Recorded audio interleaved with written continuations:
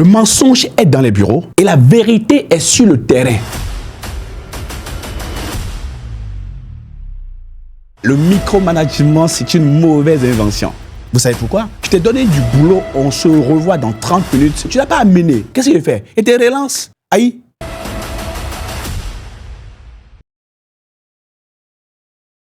Allez, salut, je suis Herman Kakpo et c'est un plaisir pour moi de vous retrouver dans ce numéro 91 de votre podcast CEO Challenge Podcast. Et comme vous le savez, nous sommes maintenant en mode vidéo et je remercie Pod Lab à Cotonou de Benito Sou de m'accueillir dans son studio. Je suis très heureux d'avoir cette opportunité magnifique avec vous. C'est quoi le CEO Challenge Podcast? C'est ce podcast dédié aux dirigeants pour parler de vos défis, pour parler de vos peurs, des choses que vous vivez, dont personne ne sait. Même à ton époux, tu ne peux pas même lui en parler. Hein? Comme le dit un ami à moi, même si tu l'expliques, il ne comprendra pas. Même s'il comprend, il ne croira pas. Même s'il croit, il n'acceptera pas, n'est-ce pas? Allez, donc on sera là. Nous sommes au numéro 91. C'est sur maintenant la chaîne YouTube de HNC Executive Education et bien évidemment sur notre site, notre plateforme de podcast, hcpodcast.com. Vous avez la possibilité de pouvoir revenir sur les vidéos, partager, liker, surtout me dire qu'est-ce que vous aimez dans ce que nous faisons, ce que vous appréciez, vous nous le dites. Et s'il y a des thèmes que vous voulez qu'on aborde, bien sûr, je suis au numéro 91, je vais au thème et on en parle. Je suis coach de dirigeant et j'ai du plaisir, n'est-ce pas, à pouvoir challenger les dirigeants, à me challenger moi-même. Nous nous challengeons ensemble pour pouvoir relever les défis de direction générale. Bon. Allez, quand il est question de relever les défis de direction générale, il faut faire de la mise en œuvre. Et je voulais vous dire quel est le thème de ce jour. Le micromanagement est une mauvaise invention, ok? Alors, je sais qu'il y a des gens qui vont me détester. Le micromanagement, c'est une mauvaise invention. Vous savez pourquoi? Ok, j'explique. Tu vois, quelqu'un me dit, mais Herman, le DG m'a confié un travail. Je suis directeur. Je dis, bah ouais, t'as un MBA, t'as plein de diplômes. Bah oui, tu maîtrises ton job, bah oui. Mais Herman, pourquoi il m'appelle toutes les 10 minutes pour savoir où est-ce qu'on en est? J'ai dit, ben, tu sais pas pourquoi? Ok, je vais t'expliquer. Il est sur la braise. Hein? Il est sur la braise. Donc, du coup, c'est à toi de faire vite. Et puis, tu fais vite. Et quand tu fais vite, il va arrêter de te courir après. Il dit, non, Herman, il fait ça tout le temps. On dirait qu'il n'a pas confiance aux gens. C'est du micromanagement. Il dit quoi? Micro quoi? Il dit, non, c'est du micromanagement. Il va t'expliquer. Bon. Moi, quand il confie un travail à quelqu'un, je lui confie le travail. Donc, je l'attends. Je dis, Joe, je t'ai donné du boulot, on se revoit dans 30 minutes. Tu m'amènes mon boulot, tu ne l'as pas amené. Qu'est-ce qu'il fait? Et tes relances? Aïe, j'ai relancé. Est-ce que j'ai mis pied dans ton papier? J'ai dit, où est-ce que tu en es par rapport au travail que je t'ai confié? Et tu dis que je fais du micromanagement. D'accord. Toi, tu gères une région. Et moi, je viens faire ma visite, une tournée opérationnel, pour voir comment les choses se passent sur le terrain. Et tu es gêné que je fasse une mission pour vérifier si le travail est bien fait. En général, c'est des gens qui, ils disent qu'ils sont des connaisseurs et qui connaissent leur boulot, on n'a qu'à les laisser tranquilles. Tu as raté ton échéance la dernière fois. Et toi, tu veux que moi, j'attende que l'échéance arrive. On s'est dit 10 jours. La dernière fois, tu as fait 14. OK? Moi, je sais que tu as fait 14 parce que je ne t'ai pas relancé. Tu vois? Tu as fait 14 jours parce que je ne t'ai pas relancé. Donc, moi, est-ce que je vais faire là? Je te relance. Je vais te relancer jusqu'à ce que tu donnes mon travail, comme on dit en Côte d'Ivoire. Tu vois? Donc, c'est pour finir avec les gens qui se plaignent du micromanagement. Maintenant, revenons maintenant à nous, les dirigeants, qui voulons du résultat. Idiot. Bon, je vais parler un peu de Nouchi là. Idiot.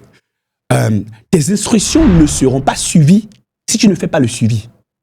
Tes instructions ne seront pas suivies si tu ne fais pas le suivi.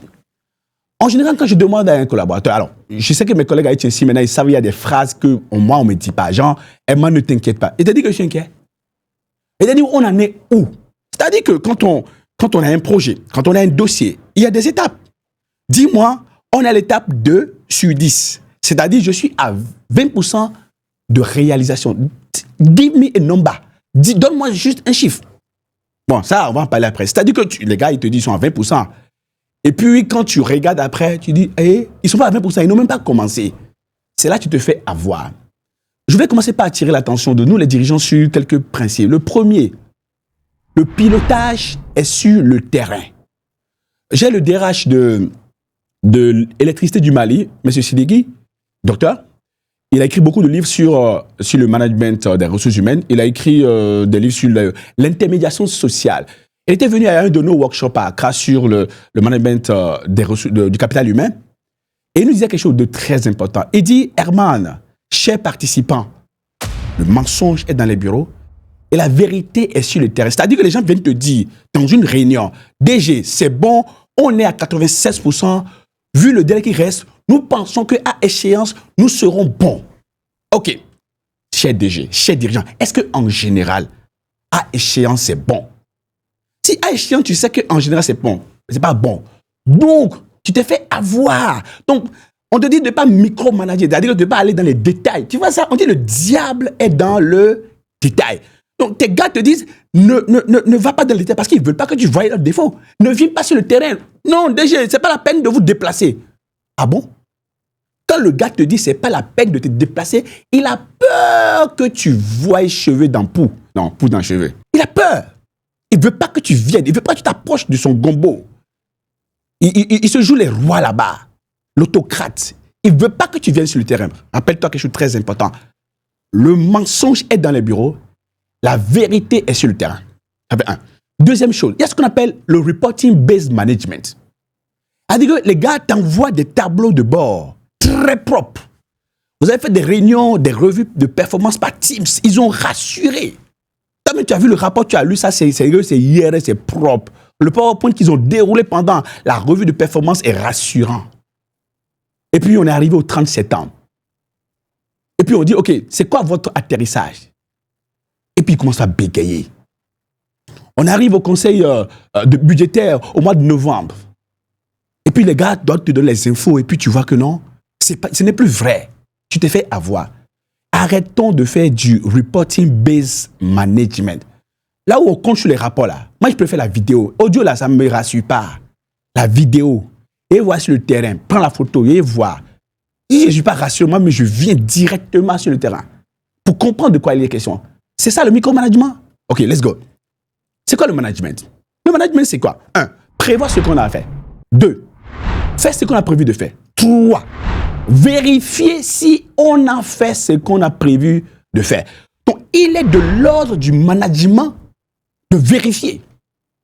Les comptables disent que la confiance n'exclut pas le contrôle. La confiance n'exclut pas le contrôle. Donc, si tu veux faire du management, va sur le terrain. Tu vois? Donc, prévoir ce qu'on a fait, faire ce qu'on a prévu de faire, vérifier si on a fait ce qu'on a prévu de faire. Toi, tu te bases sur les reporting, Excel. Aujourd'hui, les gens sont très forts en Excel, tableau de bord, machin. Ils parlent bien français, ils prennent des templates, ils te rassurent. Tu vois ça, toi, mais tu es rassuré. Comme le dit mon collègue associé Zoumana, il dit les gens embellissent le mal avec l'éloquence. Tu vois, ils embellissent le mal. Ils parlent très bien. C'est comme quand tu reçois quelqu'un dans une interview de recrutement. Il te rassure avec son discours propre, préparé par les coachs en carrière et en recherche d'emploi qui l'ont bien accompagné. Tu te fais avoir proprement même. Mais en réalité, il faut lui poser des questions vraies. Toi, tu as fait combien? Le montant est ça. Quelles sont les leçons que tu as tirées? OK, nous, on a tel contexte. Comment tu ferais? Est-ce qu'il y a des adaptations pour voir si, en réalité, dans la pratique, le gars, il peut faire le truc? Donc, la vérification visuelle, réelle, là, rien ne bat ça. Je vais vous donner des exemples simples. Imaginons un président de la République. Il a 6 mois des élections, 2e mandat ou 3e, whatever. Et il a lancé beaucoup de travaux. Il a reçu les gens en conseil des ministres, dans des comités. Ses conseillers lui ont parlé. Et on lui a dit qu'il y a une route là. Parce qu'il sait qu'il y a une poche, une poche de voie, une réserve de voie dans une région là. Il leur a promis qu'il va leur faire une route là-bas. Et donc, du coup, on lui a dit, Monsieur le Président, on est à 6 mois des élections, ne vous en faites pas du tout. Le chantier est à 94% d'exécution. On peut vous dire que dans 3 mois, vous pourrez faire l'inauguration, n'est-ce pas, de cette route pendant la pré-campagne. Bon, quelqu'un a dit au président, bon, président, à vous dire la vérité, hein, nous on est allé sur le terrain, c'est pas vrai. Il vaut mieux que vous alliez vous-même. Très bien. Le président de la République décide d'aller sur le terrain. Il est là, le président est là. Il y a le Premier ministre. Il y a le ministre d'État chargé des travaux publics et infrastructures. Il y a le directeur, on va dire, de l'AGEROUTE. Et puis ensuite, il y a le directeur des grands travaux. Et puis, il y a le chargé de programme, le chargé de projet, puis il y a l'entrepreneur qui est au bout là-bas. Il regarde la réalité, le gars, il ne peut pas parler, il est devant caméra. Et puis, comme il ne peut pas indexer le premier ministre devant tout le monde, il attaque l'entrepreneur pour dire, c'est vous là, on vous donne l'argent et vous êtes incapable d'exécuter les travaux dans le délai. Ok, d'ailleurs même, mais qu'est-ce qui va se passer? Le lendemain, là, il saute le premier ministre. On dirait Ouattara qui a sauté son premier ministre et son ministre des Sports parce que Bimpe a été inondé là. Vous voyez ce que je dis un peu? Il constate la réalité. La vérité est sur le terrain, le mensonge est dans les bureaux. Dans le micromanagement là, il faut poser des questions aux gens, mais aller sur le terrain. Tu as une stratégie, une vision. Comment tu sais que c'est exécuté? En allant vérifier. Vérifier fait partie du management. Manager, c'est prévoir ce qu'on a fait, faire ce qu'on a prévu de faire, vérifier si on a fait ce qu'on a prévu de faire et s'inscrire dans une dynamique d'amélioration continue. Donc, vérifier, c'est pas micromanager. Et savoir où mon truc est. Mon agent, c'est comment? Et savoir comment tu fais avec mon truc. Donc, ne me dis pas de barater ici. Je veux voir. Amène ça. Nous, on a créé une méthode avec ce qu'on appelle le suivi optimisé. Ça veut dire que tu donnes un travail à quelqu'un, appelle-le pour savoir s'il a reçu. 2. Appelle-le pour savoir s'il a compris. Appelle-le pour savoir s'il a commencé. Appelle-le pour avoir de ses nouvelles et dis-lui quelle est l'échéance. Appelle-le pour dire qu'il n'a qu'à t'envoyer l'étape à laquelle il est actuellement. Va dans son bureau, va vérifier où est-ce qu'il en est s'il n'a pas envoyé.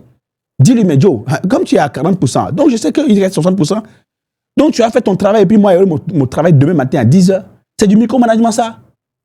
C'est pas du micromanagement, c'est quoi? Micromanagement. Je crois que c'est quelqu'un qui a été frustré par le fait que son boss lui mettait la pression, il est devenu consultant, il a démissionné, il est devenu consultant, ou bien il enseigne dans une école de MBA, et puis il a bu un peu de vodka, et puis il s'est réveillé, il a dit micromanagement. C'est quoi ça? Anak. J'ai dit Anak. La vérité est dans... Le mensonge est dans les bureaux, la vérité est sur le terrain. La dernière chose, les derniers points sur lesquels je voulais insister, pour que vous compreniez désormais que celui qui a inventé le micromanagement, lui, n'a rien compris. Tu vois? C'est quand les gens te disent, DG, ne vous en faites pas, c'est fait. On t'a dit ça, non? DG, ne vous en faites pas, c'est fait. Imaginons par exemple que moi, je suis un DG. Et j'ai un ami à moi, il s'appelle Hassan Abbas. Très bien. Hassan m'a écrit par WhatsApp pour dire, DG, je ne suis toujours pas livré. Est-ce que tu peux vérifier avec tes équipes? Bon.